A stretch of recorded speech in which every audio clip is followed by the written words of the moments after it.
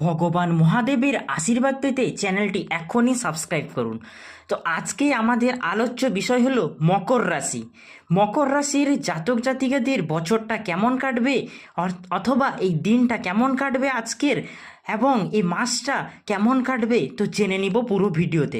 ওনাদের কি কোনো ভালো সময় আসতে চলেছে, কোনটা খারাপ সময়, লটারি জেতার সুযোগ, ধনী হওয়ার প্রচেষ্টা, ব্যবসায়ীতে মন্দা, অথবা চাকরির কোনো সুযোগ আসতে চলেছে কিনা, পুরো ভিডিওতে আমরা জেনে নিব। কালপুরুষের রাশিচক্রে অন্যতম একটি রাশি হলো মকর রাশি। জন্মের পর থেকে এই রাশির জাতক জাতিকারা দেখেছে চারিদিকে ছড়িয়ে আছে হিংসা, দেশ, অহংকার ও স্বার্থের পয়সা। তার মধ্য দিয়ে দুঃখবাদের কারক মকর রাশির অধিপতি শনি মূল লক্ষ্যে পৌঁছে দেয় এদেরকে। এদের চরিত্রে প্রকাশ পায় কর্মে নিষ্ঠা, কঠোর পরিশ্রম, অধ্যবসায় ও একাগ্রতা।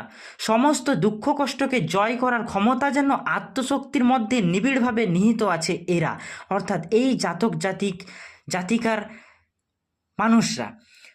বয়স বৃদ্ধির সঙ্গে এই রাশির প্রতিষ্ঠা, যশ, সম্মান, অর্থ, কর্মবৃদ্ধিতর বৃদ্ধি পেতে থাকে। এদের মন, মত, কর্মচিন্তা ও পদ্ধতি সাধারণের তুলনায় অনেক ভিন্ন ধরনের হয়ে থাকে। পরিশ্রম করে এরা সফল হয়, তবে সাফল্য হয় অনেকটাই দেরিতে। বিবাহ প্রায় পরিচিতের মধ্যে সংঘটিত হয়, অর্থাৎ আপনার পরিচিত মানুষের সঙ্গে আপনার বিবাহটি বন্ধনে আবদ্ধ হতে চলেছেন, এটাই হলো এই রাশির জাতক জাতিকাদের একটি অন্যতম বিষয়বস্তু। আত্মীয়রা তেমন উপকারে আসে না, সংসারী হয় উদাসীন খুব কর্মক্ষেত্রে। বিলাসে প্রথমত্বের চেয়ে এরা একেবারে সাধারণ জীবনযাপনের পক্ষপাতিত্ব হয়। আজকের দিনটা কেমন কাটবে? দিনটা মানসিক দিক থেকে প্রায় বিষণ্ণতা এবং দুশ্চিন্তার মধ্য দিয়ে কাটবে, তবে কর্ম ও আয়ের ক্ষেত্রে কিছুটা উন্নত হবে। গৃহে শান্তির অভাব এবং মনোমালিন্যের সৃষ্টি হবে। পুরনো বন্ধু স্থানীয়ের সঙ্গে যোগাযোগ এবং কোনো গুণের জন্য আপনি সম্মানিত হতে পারেন। কোনো শুভাশুভ কর্মানুষ্ঠানে অংশগ্রহণ ও কাছাকাছি কোথাও আপনি বেড়াতে যেতে পারেন। কোনো ব্যাপারে অকারণ দোষারোপ মানসিক শান্তি বিঘ্নিত করবে আপনার।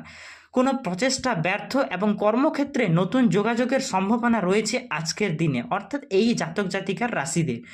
প্রণয়ন ক্ষেত্র আনন্দ এবং প্রতিবৃদ্ধি করবে আপনাদের। প্রতিদিন সারাদিনের মধ্যে মাঝে মাঝে কিছুটা ভালো সময় থাকে। যে সময়টা শুভ কাজের পক্ষে শুভদায়ক, সেই সময়ের মধ্যে শুভ কাজ করলে শুভই হবে একথা জোর দিয়ে বলা যায় না, কারণ বিভিন্ন রাশির গ্রহ নক্ষত্র ইত্যাদির ওপর শুভ ফলের মাত্রা কম বেশি হয়ে থাকে। তবুও কিছুটা শুভ ফল আশা করা যায়। তেমন রয়েছে অমৃত যোগ ও মহেন্দ্র যোগ। এই যোগে যে কোনো শুভ কাজে বেরোলে সাধারণভাবে শুভ ফলাফল হয়ে থাকে, যেমন চাকরির পরীক্ষা, কোথাও যাত্রা, কোনো শুভ কাজে যাওয়া, পরীক্ষা, বাড়ি কেনা বেচা ইত্যাদি যে কোনো এই কাজ হলো অমৃত যোগ ও মহেন্দ্র যোগে করলে শুভ ফল পাওয়া যেতে পারে বলে আমি মনে করি। আরেকটা হলো বারবেলা, কালবেলা ও কালরাত্রি। এই সময় যে কোনো শুভ কাজ নিষ্ফল হয়ে থাকে, অর্থাৎ এই সময়গুলিতে আপনি কোনো শুভ কাজ বেরোবেন না, অর্থাৎ এই সময়গুলিতে আপনারা অবশ্যই ঘরে বসে থাকবেন এবং কোনো শুভ কাজ করা থেকে এড়িয়ে থাকুন। সুতরাং অমানবিক সময় ধরে কাজ করলে ভালো ফল আশা করা যেতে পারে। তো আজকের সময়সূচিগুলি জেনে নিই, অর্থাৎ ভালো সময় আর খারাপ সময়। ভালো সময়ের মধ্যে অমৃত যোগ আর খারাপ সময়ের মধ্যে বারবেলা, কালরাত্রি ইত্যাদি উল্লেখ করা হয়েছে। অমৃত যোগ আজকে সকাল 9:29 থেকে 12:52 মধ্যে, পুনরায় রাত্রি 8:11 থেকে 10:28 মধ্যে, পুনরায় 11:59 থেকে 1:30 মধ্যে, পুনরায় 2:16 থেকে 3:47 মধ্যে। এই সময়টুকুর মধ্যে আপনারা যে কোনো শুভ কাজ অনায়াসে করতে পারেন, এতে আপনার শুভ হওয়ার চান্স অনেকটাই বেশি।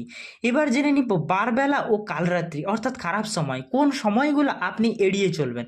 তো জেনে নেওয়া যাক বারবেলার সময়সূচিগুলি।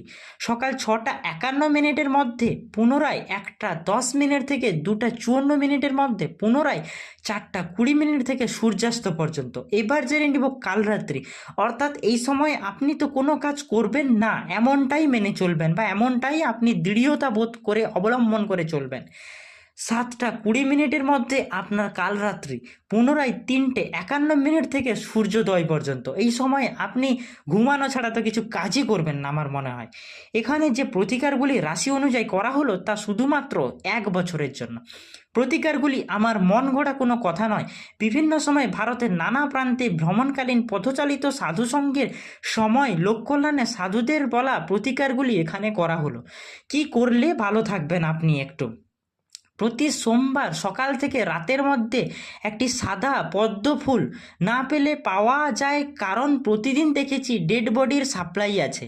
সাদা শ্যাপলা ফুল একটা যে কোনো প্রতিষ্ঠিত শিব মন্দিরে স্পর্শ করে রেখে আসলেই হবে। অর্থাৎ প্রতি সোমবার আপনি যে কোনো একটা সাদা পদ্ম ফুল ও শ্যাপলা ফুল শিব মন্দিরে রেখে আসবেন। এবছর এই কাজটা করলে সংসার এবং প্রতিষ্ঠা জীবনে সার্বিক কল্যাণ হতে বাধ্য। এবার জেনে নিব কী রঙের পোশাক পরবেন। একটি চেষ্টা করুন পোশাক রঙটা সবুজ, আকাশি, হালকা বা একটু গাঢ় হলুদের মধ্যে রাখতে হবে। দেহ, মন, কর্ম এবং পারিবারিক ক্ষেত্রে অস্বস্তি অনেকটাই কাটবে। অধিকাংশ শুভ প্রচেষ্টায় সাফল্য আসবে। বাড়িঘরের রং হলুদ রাখলে আরও ভালো হয়। এবার ব্যক্তিগত রাশি অনুসারে ফল কতটা মিলবে সেই বিষয়ে খুলে বলা যাক। এখানে যে ফলাফল লেখা হলো তা একেবারেই অনুমান ভিত্তিক। নক্ষত্রভেদে এক এক জাতক জাতিকার মানসিক গঠন, চিন্তাভাবনা, চারিত্রিক বৈশিষ্ট্য, জীবন প্রবাহ এক এক রকমের হয়ে থাকে। এর সঙ্গে থাকে জন্মকালীন রাশিচক্রের শুভাশুভ গ্রহের অবস্থান। রাশি এক হলেও নক্ষত্র ইত্যাদি ভেদে ফলাফলের তারতম্যই স্বাভাবিক।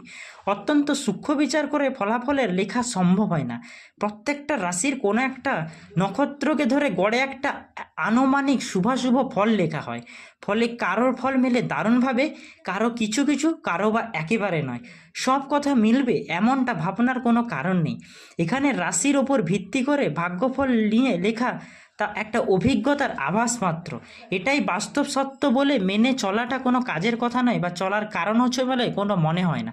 তো আজকের পর্যন্ত ভিডিওটা এইটুকুই। আপনারা জানলেন যে আপনার ভালো সময় খারাপ সময়গুলি কোনটা। তো যদি ভিডিওটি ভালো লেগে থাকে তাহলে অবশ্যই আমাদের চ্যানেলটি সাবস্ক্রাইব করুন এবং পাশে থাকা বেল আইকনটি প্রেস করে যাবেন এবং কমেন্ট বক্সে একটি সুন্দর করে কমেন্ট করে যাবেন। হরর মহাদেব লিখতে তো ভুলবেনই না। ধন্যবাদ বন্ধুরা।